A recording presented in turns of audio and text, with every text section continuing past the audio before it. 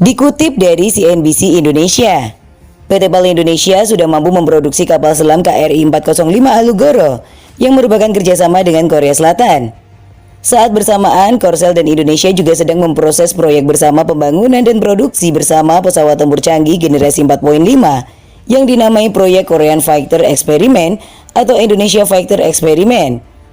Menteri Koordinator Bidang Politik, Hukum dan Keamanan, Mahfud MD, sempat memastikan pembicaraan mengenai proyek kerjasama pembuatan jet tempur KF-IF antara pemerintah Korsel tetap dilanjutkan. Mahfud sempat bertemu dengan Menteri Pertahanan Korsel, Jong Kyung-do, di kantor Kemenko Polhukam, Jakarta pada hari Kamis 12 Desember 2019.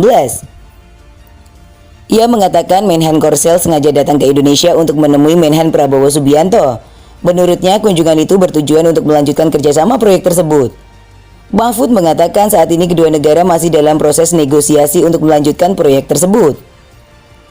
Menteri Pertahanan sebelumnya, Ryamizard Ryekudu, pernah mengungkapkan Indonesia belum membayar 20% dari total biaya pengerjaan KF-IF fase kedua. Indonesia dan Korsel telah menyepakati kontrak proyek itu senilai 18 triliun rupiah atau 1,65 triliun won. Sementara 80% sisanya ditanggung pemerintah Korsel.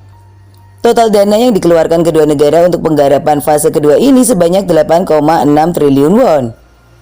Presiden Joko Widodo pada Oktober tahun 2018 lalu pernah menginstruksikan untuk melakukan renegosiasi rencana kerjasama tersebut. Hal itu supaya Indonesia mendapatkan keringanan dalam hal pembiayaan.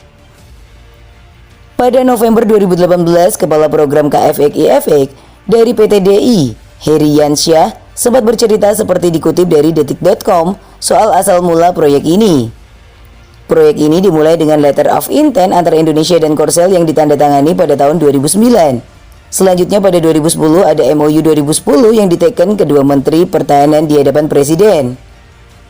Pengembangan proyek ini terdiri dari beberapa tahap antara lain pengembangan teknologi dalam kurun waktu 2011 hingga 2012. Lalu ada tahap AMD Engineering Manufacturing Development yang ditargetkan 10 tahun, termasuk ada primary design.